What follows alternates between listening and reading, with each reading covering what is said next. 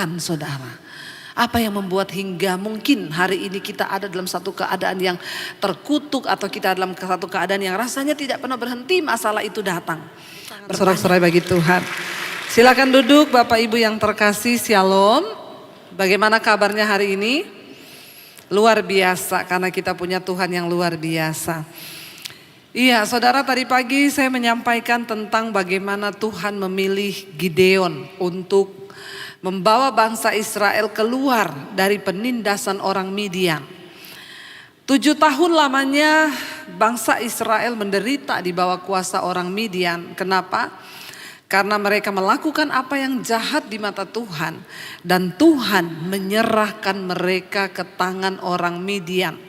Tadi pagi saya sampaikan saudara bahwa dosa itu membawa penghukuman. Dosa membawa ketakutan, dosa membawa hidup kita menjadi melarat. Orang Israel ditekan oleh orang Midian. Ketika mereka mulai menyembah berhala, mereka melakukan apa yang jahat di mata Tuhan, Tuhan mengizinkan mereka jatuh ke dalam kuasa orang Midian. Yang terjadi, hasil tanah mereka dirampas, kambing, domba, lembu, sapi dirampas, sehingga Alkitab berkata 7 tahun lamanya orang Israel hidup sangat-sangat melarat. Mereka ketakutan, mereka bersembunyi di gua-gua, mereka bersembunyi di tempat-tempat persembunyian. Lalu Alkitab berkata, berserulah mereka kepada Tuhan. Ketika mereka berseru kepada Tuhan, maka Tuhan menjawab. Tuhan mengirim seorang nabi dan berkata bahwa dia menyertai bangsa Israel.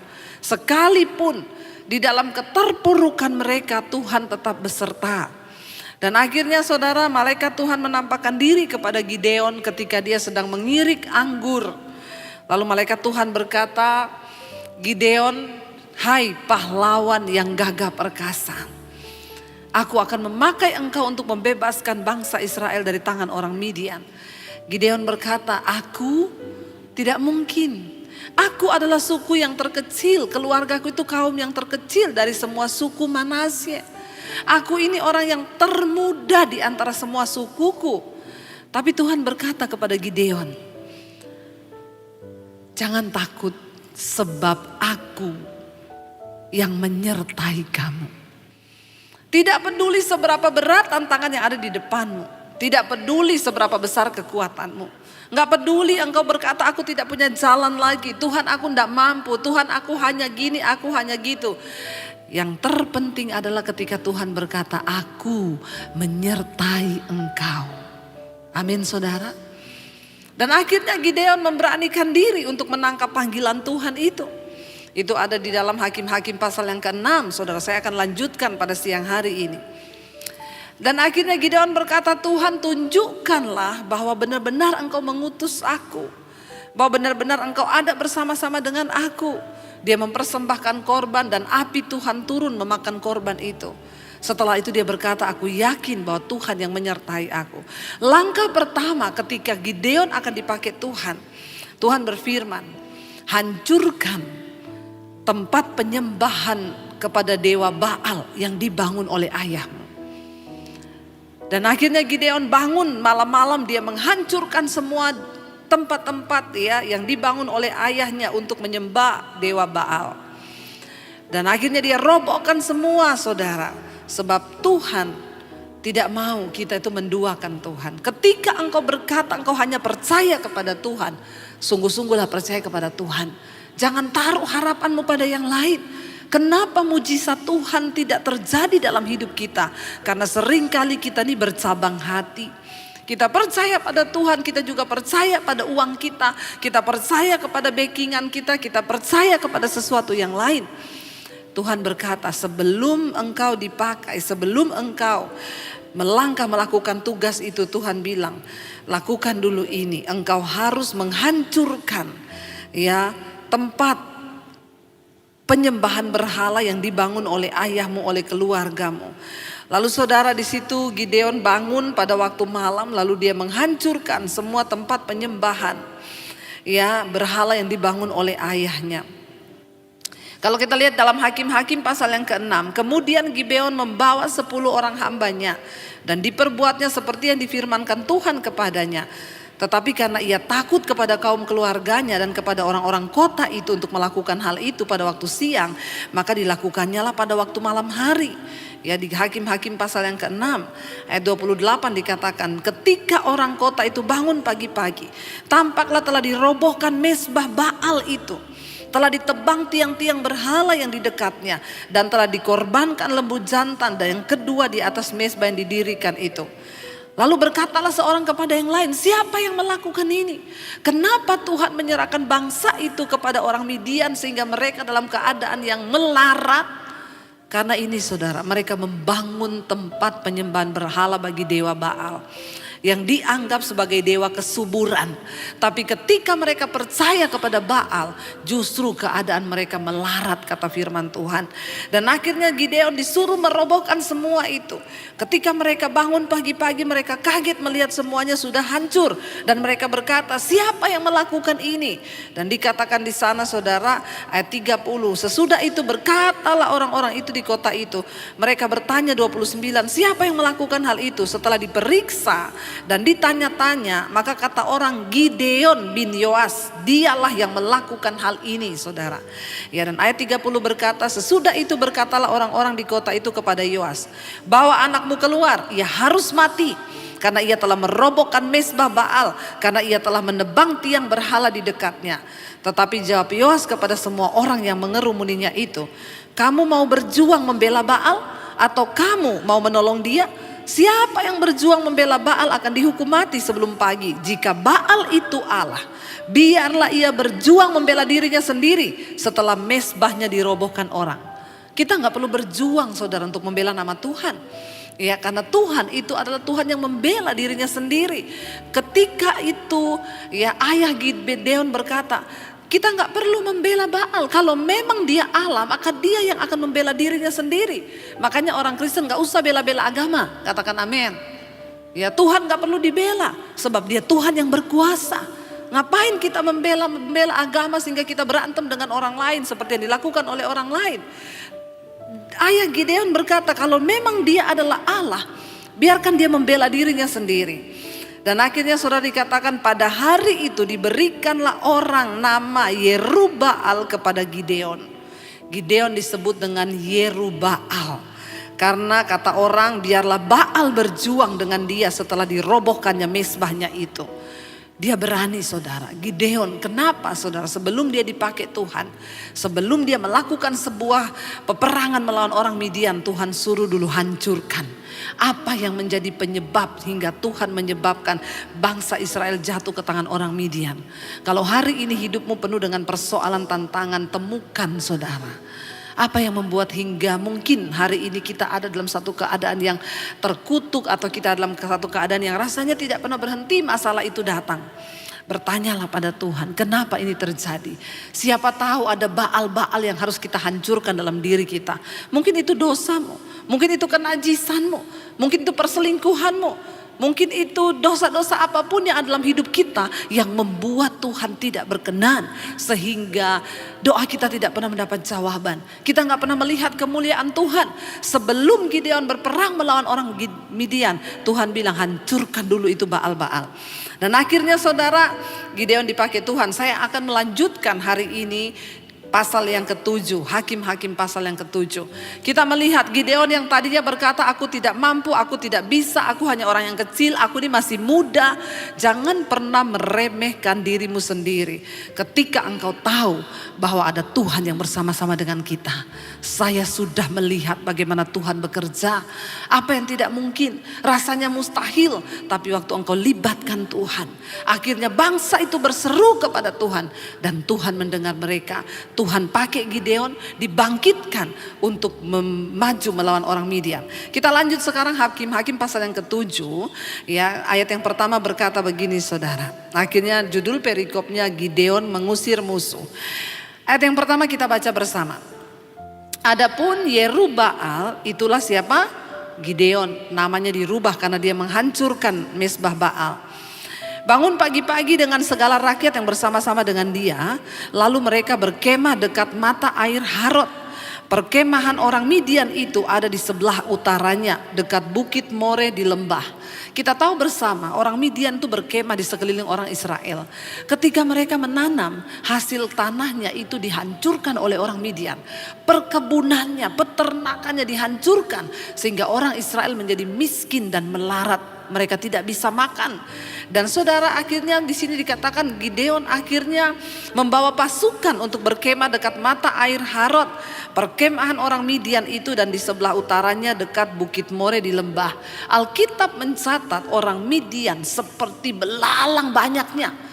Tidak terhitung jumlahnya. Mustahil bagi orang Israel untuk mengalahkan orang Midian. Tetapi Tuhan memiliki kuasa yang lebih besar. Tidak ada satupun masalah yang lebih besar daripada Tuhan, saudara. Hari ini katakan kepada dirimu, hai masalahku, mungkin engkau besar, tapi engkau tidak akan pernah bisa melampaui kuasa Tuhanku yang lebih besar daripada setiap masalah dalam hidupku. Perkatakan itu dan itu akan terjadi. Ayat yang kedua, berfirmanlah Tuhan kepada Gideon, terlalu banyak rakyat yang bersama-sama dengan engkau. Ya, daripada yang ku kehendaki untuk menyerahkan orang Midian ke dalam tangan mereka.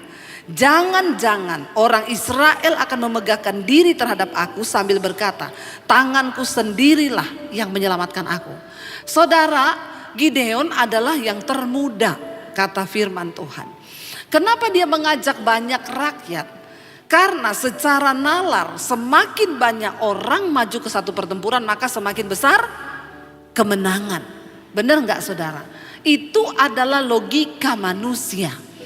Tapi logika Tuhan itu selalu bertentangan dengan logika manusia. Karena itu jangan engkau mau sok pintar dengan hidupmu. Jangan engkau sok pintar dengan persoalanmu, berkata dengan logikamu engkau mencoba menyelesaikan setiap masalah di dalam hidupmu. Libatkan Tuhan di dalam hidupmu, saudara. Sebab Tuhan sanggup bekerja melampaui logika manusia. Secara manusia Gideon berpikir semakin banyak yang dibawa, maka semakin besar kemungkinan untuk menang. Itu strategi peperangan. Apalagi yang akan dihadapi ini rakyat yang begitu banyak, saudara. Dikatakan seperti belalang. Lalu Tuhan bilang kepada Gideon, terlalu banyak. Nanti kalau mereka menang, mereka akan berkata gini, karena kita banyak, makanya kita bisa menang. Tuhan berkata, kalau engkau bawa terlalu banyak orang, mereka akan memegahkan diri. Tuhan sangat membenci orang yang sombong. Tuhan mau dalam segala aspek hidup kita yang kita tinggikan hanyalah namanya. Jangan pernah berkata apa yang aku dapat hari ini karena kebisaanku, karena kemampuanku. Mari kita mulai berkata hari ini, semua yang ada di hidupku hari ini hanya karena kasih karunia Tuhan. Katakan amin. Bahkan nafas hidup yang aku hirup ini hanya karena kasih karunia Tuhan. Tidak ada satupun dari hidup kita yang kita dapat dengan kekuatan kita sendiri. Semuanya hanya karena kasih karunia. Tuhan membenci orang yang sombong. Tuhan tahu nih, bangsa ini datang dengan banyaknya orang. Nggak tahu motivasinya apa, nggak tahu niatnya apa. Tapi Tuhan bilang terlalu banyak. Nanti kalau mereka menang, mereka akan berkata, karena kami banyak, makanya kami menang. Lalu saudara, Tuhan bilang apa kepada Gideon? Maka sekarang ayat 3, serukanlah kepada rakyat itu demikian. Siapa yang takut dan gentar, biarlah ia pulang, enyah dari pegunungan Gilead. Lalu pulanglah 20.000 orang dari rakyat itu dan tinggal 10.000. Udah ikut nih semua, saudara. Makanya tadi saya bilang kan, kadang banyak orang itu nggak tahu motivasinya apa. Dikatakan ayo kita perang, maju semua. Siapa yang mau ikut perang? Maju semua. 30.000 maju. Banyak nggak saudara?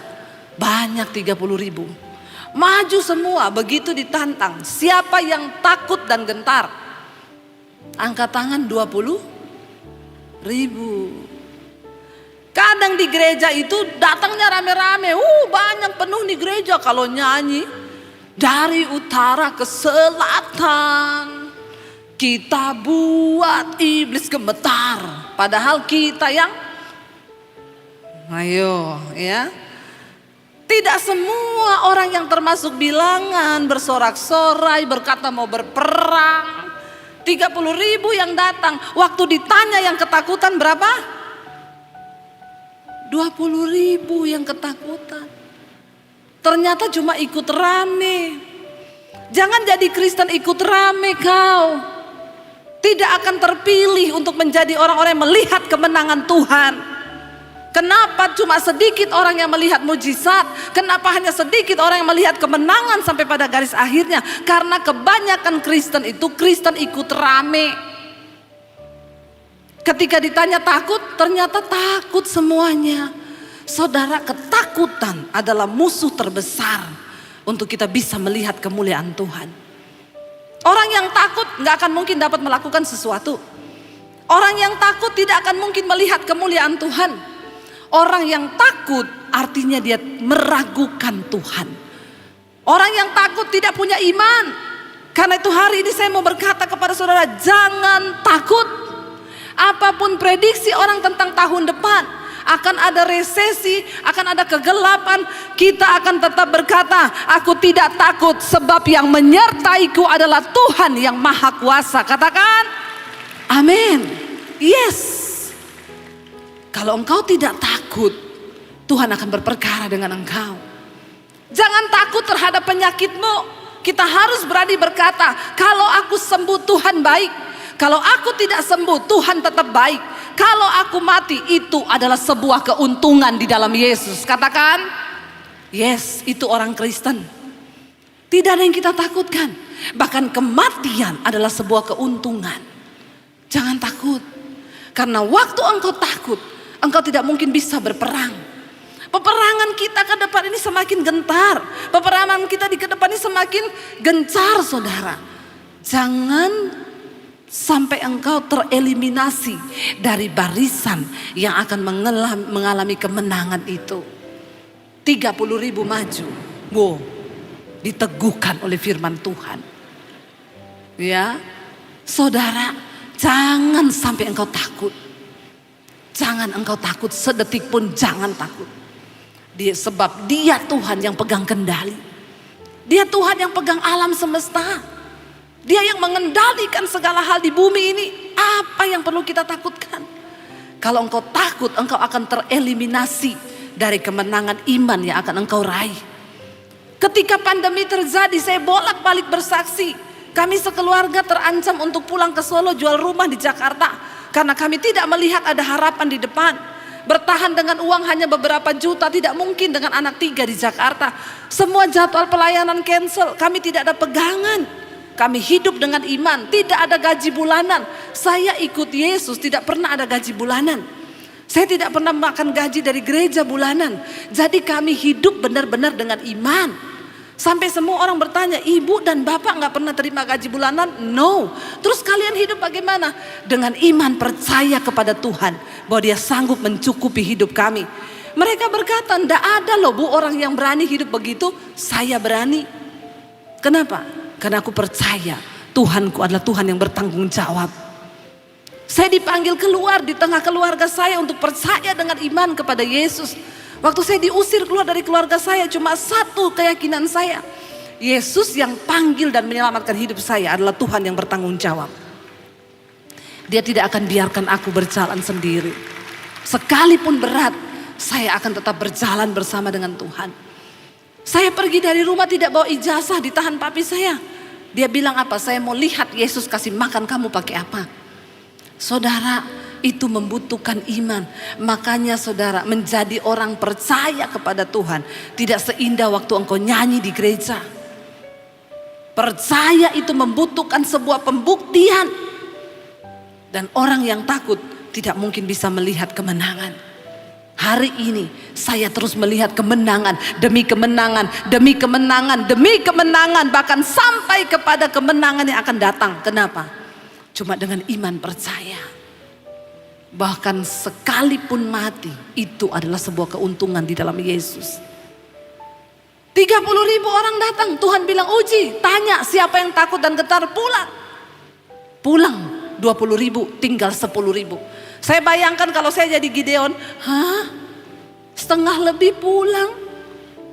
Padahal dia tadinya sudah memilih 30.000 orang, dia sudah pede dengan imannya. Yes, 30.000 maju. kita pasti menang. Kan lebih semangat karena banyak orang. Belum tentu saudara, Tuhan berkenan dengan banyaknya orang. Ya, belum tentu gereja penuh dengan banyak orang itu bukan jaminan. Bisa jadi yang datang 30 ribu, 10 ribu tok yang gak takut, 20 ribu pulang semua takut. Jangan jadi Kristen kebanyakan saudara, engkau tidak akan bisa berperang. Lalu ketika akhirnya tersisa 10 ribu, dikatakan di sana masih terlalu banyak ya. Dari tersisa, maka sekarang serukanlah kepada rakyat itu, ayat 3 tadi, siapa yang takut dan gentar biarlah mereka pulang, enyah dari pegunungan Gilead. Lalu pulanglah 20 ribu. Dan rakyat itu tinggallah 10 ribu. Ya, ketika tinggal 10 ribu, Tuhan berfirman ayat yang keempat, tetapi Tuhan berfirman kepada Gideon, masih terlalu banyak. Padahal Gideon udah lihat, ya ampun, separuh lebih pergi. Ini tinggal 10 ribu, gak ada setengahnya. Tuhan ngomong, masih terlalu banyak.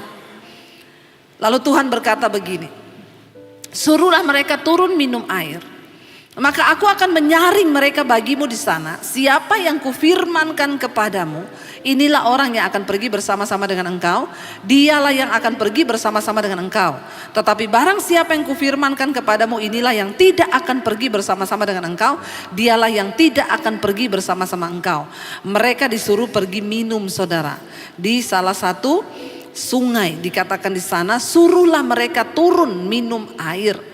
Ya, lalu ayat yang kelima, Gideon menyuruh rakyat itu turun minum air, dan berfirmanlah Tuhan kepadanya, barang siapa yang menghirup air dengan lidahnya seperti anjing menjilat, haruslah kau kumpulkan tersendiri. Demikian juga semua orang yang berlutut untuk minum.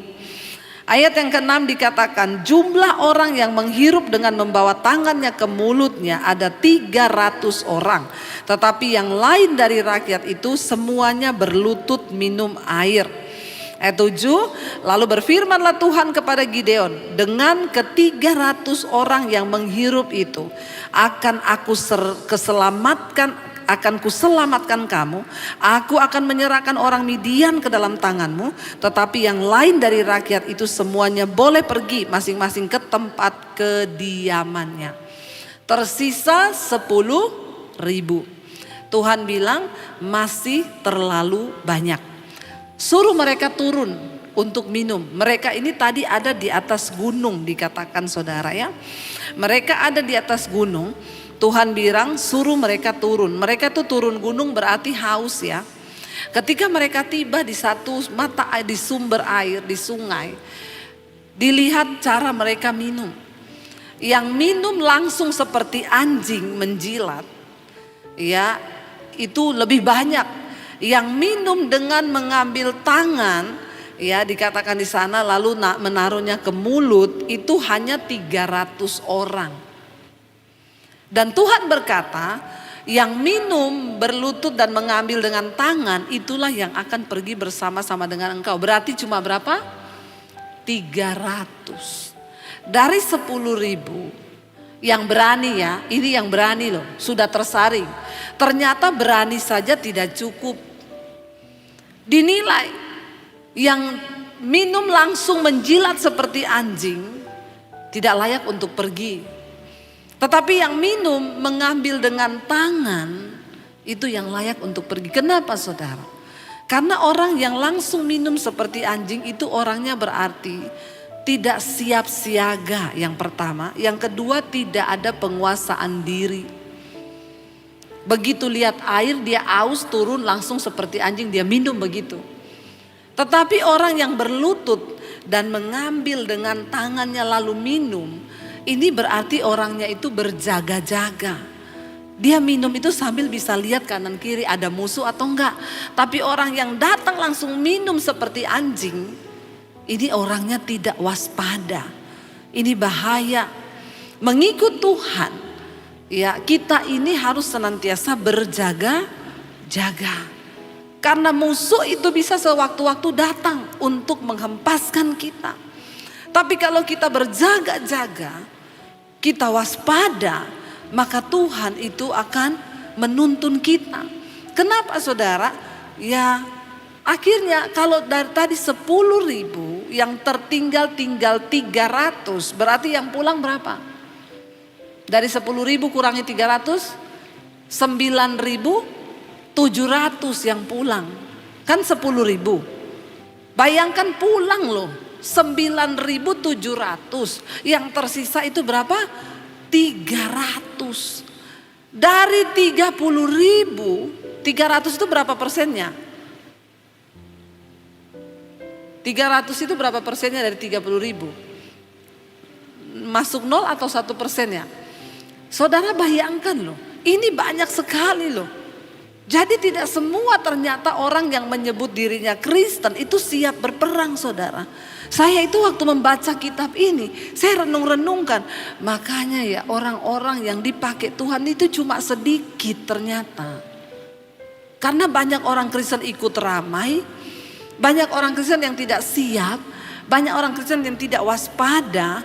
Nah Tuhan memilih memakai orang-orang yang siap, waspada, berani, tidak penakut. Biarlah kita ini kedapatan menjadi orang-orang yang siap dipakai Tuhan. Amin saudara. Dengan cara apa? Kita ini berjaga-jaga. Akhirnya Tuhan bilang suruh pulang. 300 saja yang kalau saya jadi Gideon saudara, dia akan menghadapi orang Midian yang berkemah itu seperti belalang, jumlahnya banyak. Lalu terus Tuhan suruh pergi dengan 300 orang. Aduh, mungkin juga akan ciut nyali ya. Tapi orang yang dipakai Tuhan, dia diperlengkapi oleh Tuhan. Gideon sudah menanggalkan logikanya dan dia taat 100% kepada perintah Tuhan. Perhatikan baik-baik.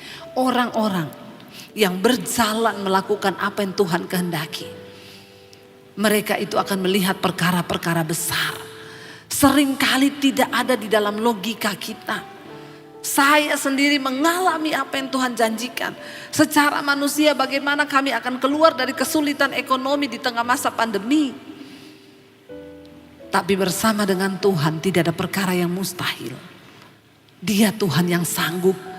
Dia bekerja dengan cara yang tidak masuk di akal.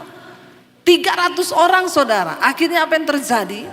Tuhan berkata kepada Gideon, bawa yang 300 itu. Jumlah orang, ayat yang ke-6 dikatakan, jumlah orang yang menghirup dengan membawa tangannya ke mulutnya ada 300 orang. Tetapi yang lain dari rakyat itu semuanya berlutut minum air. Ayat 7, lalu berfirmanlah Tuhan kepada Gideon, dengan 300 orang yang menghirup itu akan kuselamatkan kamu. Aku akan menyerahkan orang Midian ke dalam tanganmu. Tetapi yang lain dari rakyat itu semuanya boleh pergi masing-masing ke tempat kediamannya. Saudara, Gideon itu bukan seorang prajurit. Gideon itu orang biasa yang sedang mengirik anggur. Tiba-tiba malaikat Tuhan menampakkan diri kepada dia dan berkata, hai pahlawan yang gagah perkasa. Engkau tidak akan pernah tahu kekuatan apa yang kau miliki sampai engkau berjumpa dengan yang namanya pribadi Tuhan Yesus. Seringkali kita tidak mengetahui ternyata ada begitu banyak hal yang besar yang ada dalam diri kita. Tapi kenapa itu gak bisa kita keluarkan? Karena engkau jauh dari Tuhan. Sampai ketika kita ketemu dengan Tuhan, kita akan melihat ternyata aku ini seorang pahlawan yang gagah perkasa. Gideon kalau tidak berjumpa dengan Tuhan dan tidak dipakai Tuhan saudara seperti itu, dia tidak ketahui bahwa dia punya sesuatu yang luar biasa dalam dirinya. Saya ini sebelum berjumpa dengan Tuhan, saya hanya seorang yang jatuh dalam dosa, terikat dengan dosa. Dan saya sudah berpikir akan mengakhiri hidup saya dengan bunuh diri. Karena semuanya sudah hancur. Saya ketika belum ketemu Yesus merasa saya adalah orang yang paling hancur di dunia. Saya merasa anak saya ini anak yang paling gagal. Saya merasa saya orang yang paling tidak bisa mentaati orang tua dan membahagiakan orang tua. Saya merasa saya orang yang paling gagal di dunia. Iblis menuduh saya dengan semua yang saya perbuat. Dan sampai kepada satu titik saya berpikir mati, bunuh diri itulah yang terbaik bagi saya. Dan sampai ketika Tuhan datang kepada saya secara pribadi. Lalu saya mulai menyerahkan hidup saya kepada Tuhan. Lalu saya mulai mentaati semua perkataan firman Tuhan. Saya baru tahu saudara, ternyata hari ini saya bisa ada sebagaimana saya ada. Saya baru tahu betapa banyak hal luar biasa yang Tuhan percayakan di dalam diri saya. Engkau tidak akan pernah tahu ada begitu banyak potensi yang besar dalam hidupmu, sampai engkau datang secara pribadi dan berjumpa dengan Tuhan secara pribadi. Ada begitu banyak kesaksian yang kita dengar.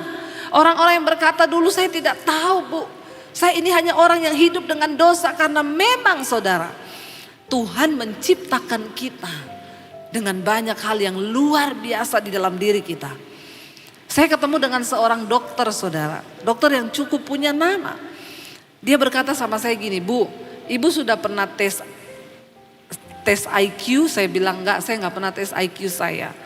Kalau saya lihat Ibu, kayaknya IQ Ibu tuh lebih tinggi daripada saya. Dia seorang dokter. Saya bilang enggak lah Pak, enggak mungkin, enggak Bu. Saya bilang kenapa Bapak bisa tahu? Saya tahu Bu, karena saya ada di bidang ini. Saya melihat Ibu begini ya, IQ Ibu tuh pasti lebih tinggi dari saya. Saya berkata sama dia apa? Pak, saya ini cuma lulusan SMA dan saya adalah orang yang gagal. Yang dulu saya ini udah mau bunuh diri. Nggak ada apa-apa dari diri saya Pak. No Bu, sesuatu yang luar biasa ada di dalam dirimu. Kenapa itu bisa diketahui oleh orang hari ini? Kenapa saya baru bisa tahu hari ini? Karena aku berjumpa dengan Dia, Tuhan Sang Penciptaku, yang menciptakan aku dengan begitu dahsyat dan ajaib. Tidak ada seorang pun dari antara saudara yang menjadi orang yang biasa-biasa. Waktu engkau ketemu dengan Tuhan, engkau ketemu dengan Sang Mahakarya itu. Dia Tuhan yang sanggup menciptakan, Dia Tuhan yang sanggup mengubahkan. Dan Dia sudah menciptakan saudara dan saya sebagai mahakaryanya. Kita diciptaan yang paling mulia. Dan kalau kita ciptaan yang paling mulia itu, Dia tidak sembarangan membentuk kita saudara. Jangan biarkan hidupmu terus dipengaruhi dosa. Jangan biarkan engkau terus diperbudak oleh dosa. Iblis itu datang untuk membunuh, menghancurkan dan membinasakan. Kenapa engkau tidak pernah melihat potensi yang begitu besar dalam hidupmu, yang bisa engkau pakai untuk hal-hal kerajaan sorga? Karena iblis menutup itu dengan dosa demi dosa demi dosa. Hari ini saya mau bilang, kenapa Gideon sebelum dipakai Tuhan, Tuhan suruh dia hancurkan semua mesbah-mesbah Baal. Engkau gak akan mungkin bisa maksimal dipakai Tuhan kalau engkau tidak menghancurkan segala dosa yang ada dalam hidupmu. Hancurkan itu hari ini. Introspeksi Tuhan, apa yang aku perbuat yang tidak berkenan. Aku mau hancurkan kenajisan ini. Aku mau hancurkan segala hal-hal yang tidak berkenan. Kalau engkau masih menyimpan kepahitan, engkau menyimpan hal-hal yang tidak berkenan, itu adalah penyembahan berhalamu. Hari ini buang, bereskan semua itu. Saya tadi pagi cerita, saya ketemu dengan orang homo, dia gay. Dia bertobat saudara. Dia berkata, saya dengar khotbah Ibu. Di tengah masa pandemi, saya ketika cek, ternyata saya reaktif HIV. Saya takut mati Bu. Saya takut kena AIDS Bu. Saya mulai cari khotbah-khotbah di YouTube. Saya ketemu khotbah Ibu. Saya dilawat Tuhan. Saya bertobat, saya nangis kepada Tuhan. Dokter beri saya waktu 1 bulan untuk minum obat. Dokter bilang biasanya kalau sudah reaktif habis itu positif. Tapi berdoalah semoga mujizat terjadi. Dia isi hari-hari itu dengan mencari Tuhan. Dia dengar semua khotbah saya. Dia bilang pagi malam di mobil, di kantor, dimanapun. Saya dengerin khotbah Ibu. Saya tidak beri waktu iblis untuk kembali membujuk saya kembali kepada dosa itu Bu. Saya mau tinggalkan semuanya. Saya putuskan hubungan dengan teman-teman saya yang dari dunia itu. Saya mau benar-benar menjadi orang yang merobohkan semua mesbah-mesbah Baal di dalam hidup saya. Agar hidup saya dapat dipakai Tuhan. Saudara, 1 bulan berikutnya dia tes. Dan dokter menyatakan hasilnya negatif. Dan dia menyerahkan diri untuk dipakai Tuhan. Dia berkata, hari ini Bu, saya injili teman-teman saya yang homo. Saya injili mereka yang gay Bu. Saya rindu mereka keluar dari dunia itu. Saya bilang, yes, Tuhan tidak menciptakan manusia setengah-setengah. Tuhan ciptakan laki-laki dan perempuan. Kalau ada yang begini itu bukan dari Tuhan. Katakan amin. Jangan engkau mau diperbodoh oleh iblis. Kenapa kita gak bisa melihat hal-hal yang besar? Karena dosa menutupi segala kemampuan yang Tuhan berikan dalam hidup kita. Dosa itu membunuh, dosa itu menghancurkan. Semua yang berharga dari hidup kita dicuri oleh iblis. Jangan engkau beri saudara barang yang berharga engkau berikan kepada babi. Mari saudara beri hidupmu kepada Tuhan. Akhirnya Gideon yang seorang yang hanya biasa-biasa saja, dia tanggapi panggilan Tuhan. Dia maju cuma dengan 300 orang yang memenuhi standar dari kriteria yang Tuhan mau. Mereka maju. Saudara, firman Tuhan berkata begini. Lalu berfirmanlah Tuhan, ya, ayat yang ke-7 tadi, dengan 300 orang itu engkau akan mendapatkan kemenangan. Ayat 8. Dan rakyat itu mereka mengambil bekal. Bekalnya apa saudara? Bukan senjata, bukan tombak. Rakyat itu mengambil bekal dan sangka kalah. Demikianlah seluruh orang Israel disuruhnya pergi masing-masing ke kemahnya. Tetapi 300 orang itu ditahannya. Adapun perkemahan orang Midian ada di bawahnya di lembah. Pada malam itu berfirmanlah Tuhan kepadanya, bangunlah, turunlah menyerbu perkemahan itu. Sebab telah kuserahkan itu ke dalam tanganmu. Untuk mengikuti Tuhan itu memang diperlukan iman yang luar biasa. Kenapa? Karena mata manusia ini sangat terbatas. Dengan 300 orang saja Gideon tidak mampu melihat kemenangan begitu banyak pasukan orang Midian di perkemahan itu. Tetapi Gideon memiliki satu, yaitu mata iman. Kalau Tuhan yang berfirman, maka itu pasti akan terjadi. Dia yakin dengan apa yang Tuhan ngomong. Hari ini, yakinkah kita dengan firman Tuhan? Seringkali betapa mudah kita ngomong kita percaya kepada Tuhan. Tapi ketika ada masalah, apakah engkau tetap percaya kepada Tuhan? Gideon memiliki mata iman yang luar biasa. Tuhan bilang maju karena aku akan memberikan kepadamu kemenangan. Kuserahkan kemenangan di dalam tanganmu. Ayat yang ke-10. Tetapi jika engkau takut untuk turun menyerbu, turunlah bersama-sama dengan pura bujangmu ke perkemahan itu. Maka kau dengarlah apa yang mereka katakan. Kemudian engkau akan mendapat keberanian untuk turun menyerbu perkemahan itu. Lalu turunlah ia bersama-sama dengan pura bujangnya itu sampai ke penjagaan terdepan laskar di perkemahan itu. Malam-malam saudara, Gideon dengan bujangnya turun mendekat ke tenda mereka, tenda musuh. Adapun orang Midian dan orang Amalek dan semua orang dari sebelah timur itu bergelimpangan di lembah itu. Mereka berkemah tidur di lembah itu saudara. Mereka penuh di situ. Seperti belalang banyaknya, kata firman Tuhan ayat 12. Dan onta mereka tidak terhitung. Ayat 12. Ontanya aja gak terhitung kata firman Tuhan.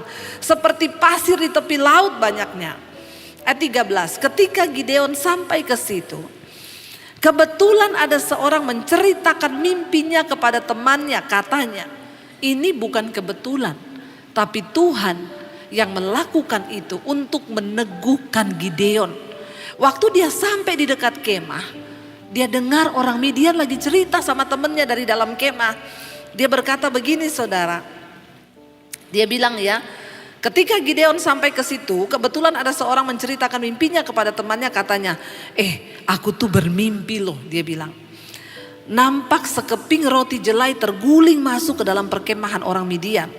Setelah sampai ke kemah ini, dilanggarnyalah kemah ini sehingga roboh dan dibongkar bangkirnya. Demikianlah kemah ini habis runtuh. Lalu temannya menjawab, ini tidak lain dari pedang Gideon bin Yoas. Orang Israel itu, Allah telah menyerahkan orang Midian dan seluruh perkemahan ini ke dalam tangannya. Saya merinding membaca ayat ini. Saudara, apakah orang-orang itu di tenda tahu kalau Tuhan sudah memilih Gideon? No. Tapi kenapa mereka bisa menceritakan tentang Gideon? Tuhan menaruh perkataannya di dalam mulut mereka. Untuk apa? Meneguhkan Gideon agar dia punya iman untuk maju melakukan kehendak Tuhan. Seringkali ketika kita berjalan dalam panggilan Tuhan, akan ada banyak hal yang bisa menggagalkan rencana Tuhan dalam hidup kita. Ketakutan, kelemahan, ketidakberdayaan kita. Tapi percayalah, Tuhan itu sanggup memakai orang lain untuk meneguhkan kita. Sehingga satu kata saja itu bisa benar-benar masuk ke dalam hati kita. Percayalah saudara, Tuhan masih berbicara sampai hari ini. Dia bisa bicara lewat sosial media, dia bisa bicara lewat khotbah, dia bisa bicara lewat temanmu, bahkan dia bisa bicara lewat musuhmu.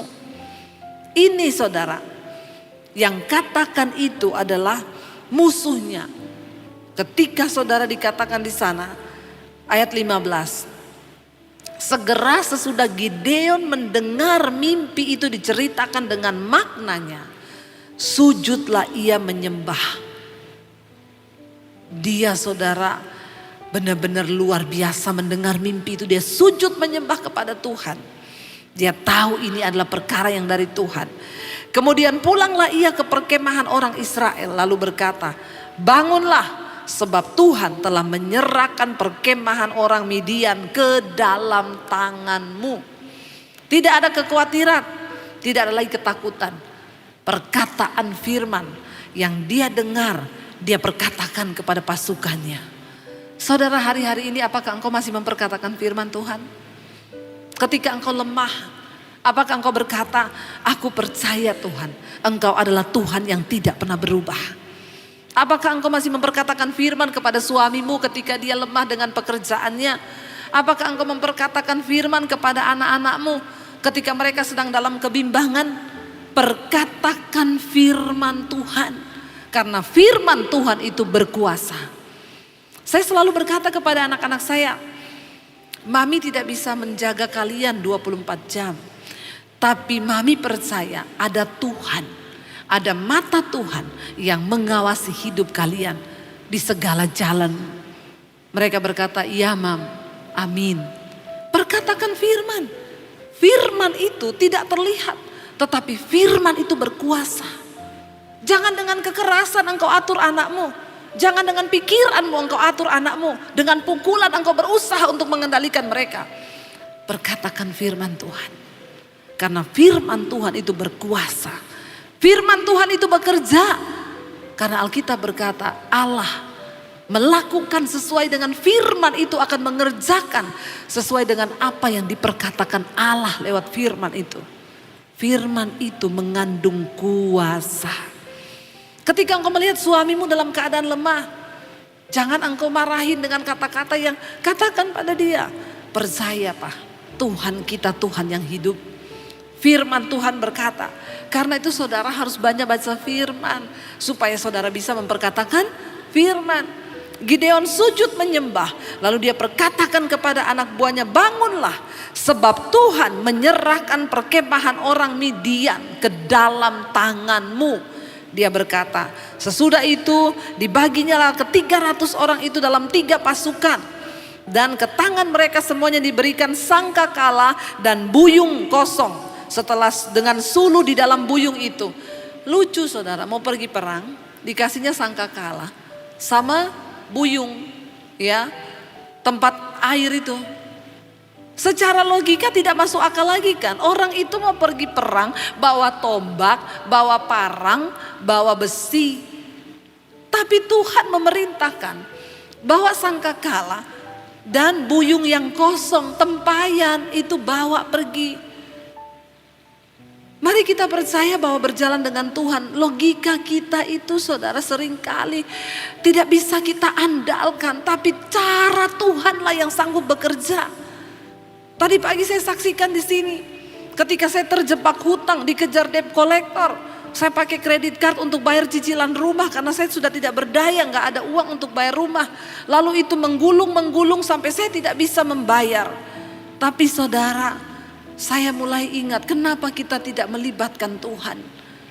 Lalu saya dan suami duduk bersama di meja makan. Kami catat semua utang-utang kami. Semua kredit card itu kita bawa, kita tumpang tangan bersama dalam nama Tuhan Yesus. Kami mohon ampun Tuhan kalau kami sudah salah.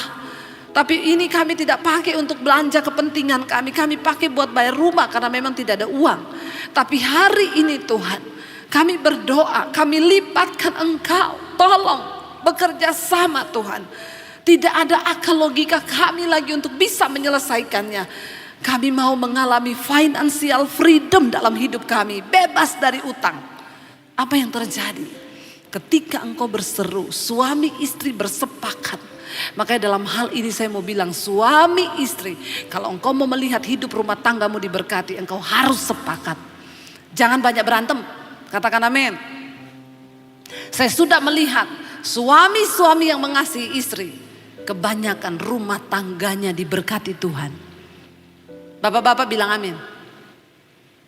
Yang kenceng amin, yang rela.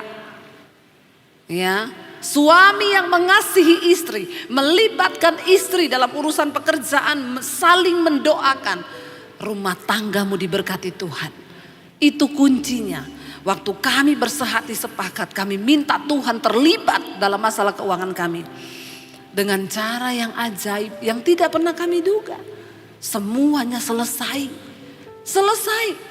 Hari ini kita beli apa-apa semua cash. Ditelepon dari bank, Bu saya mau menawarin kredit. Saya transfer ke rekening ibu ya, sekian ratus juta. Enggak mau. Ibu gak butuh uang? Enggak. Kenapa Bu? Udah mau kiamat, saya gak mau utang. Amin saudara. Waktu Tuhan memulihkan keadaan kita, kita itu akan tercengang. Tidak semua logika kita itu bisa kita pakai. Lalu Gideon disuruh maju berperang, cuma pakai bulu, cuma pakai sangkakala dan buyung yang kosong. Maju berperang saudara. Ayat 17 berkata, dan berkatalah ia kepada mereka, perhatikanlah aku dan lakukanlah seperti yang kulakukan. Maka apabila aku sampai ke ujung perkemahan, haruslah kamu lakukan seperti yang kulakukan.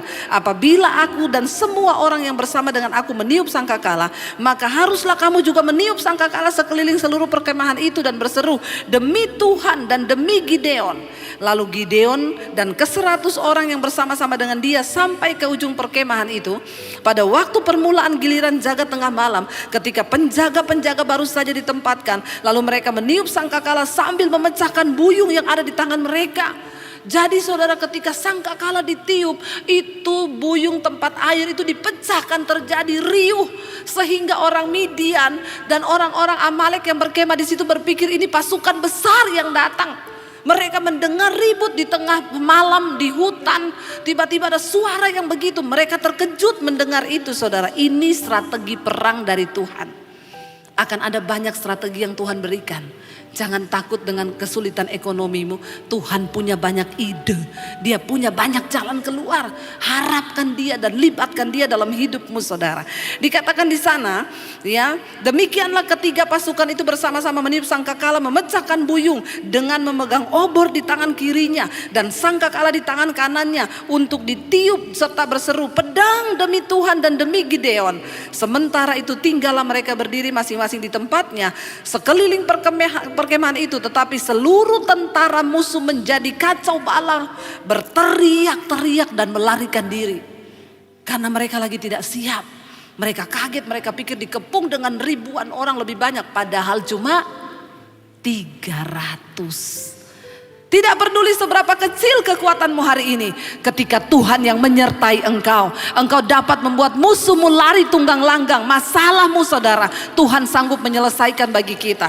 Lalu di sana dikatakan saudara, nah ketika mereka kaget mendengar itu, dikatakan di sana, sedang ke-300 orang itu meniup sangkakala, maka di perkemahan itu Tuhan membuat pedang yang seorang diarahkan kepada yang lain. Tentara Midian saling membunuh sendiri. Tuhan berperang menggantikan kita. Mereka kacau balau. Satu pedang diayunkan ke arah yang lain. Tuhan membuat pedang seorang diarahkan kepada yang lain. Lalu larilah tentara itu sampai ke Betsita ke arah Serera, sampai ke pinggir Abel Mehola dekat Tabat. Kemudian dikerahkanlah orang Israel dari suku Naftali dan dari suku Asyir dan dari segenap suku Manasya, lalu mengejar orang Midian itu. Gideon menyuruh juga orang ke seluruh pegunungan Efraim dengan pesan, turunlah menghadapi orang Midian dan dudukilah segala batang air sampai ke Bet-bara dan juga sungai Yordan. Maka semua orang Efraim dikerahkan, lalu mereka menduduki segala batang air sampai ke Bet-bara dan sungai Yordan. Mereka berhasil menawan dua raja Midian, yakni Oreb dan Seb. Oreb dibunuh di gunung batu Oreb dan Seb dibunuh dalam tempat pemerasan anggur Seb. Mereka mengejar orang Midian itu, lalu mereka membawa kepala Oreb dan kepala Seb kepada Gideon di seberang sungai Yordan.